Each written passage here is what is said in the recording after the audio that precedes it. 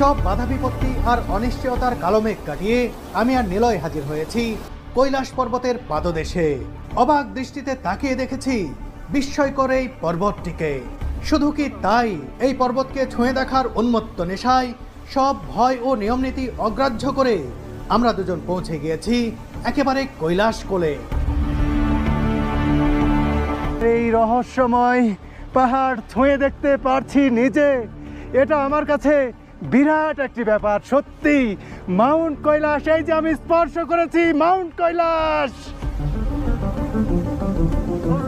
অপার্থিব সৌন্দর্যের আড়ালে সত্যি এ যেন এক সাক্ষাৎ মৃত্যুপুরী। ওই যে পাথর, ওই যে পাথর। পদে পদে প্রাণ হারানোর সব আয়োজন নিজ চোখে দেখে উদ্ভ্রান্ত হয়েছি আমরা ক্ষণিকেই। বড় বড় পাথর তো গড়িয়ে পড়ছে অবিরত। এর পাশাপাশি আমি যখন নিলয়ের সাথে ব্যাক করছিলাম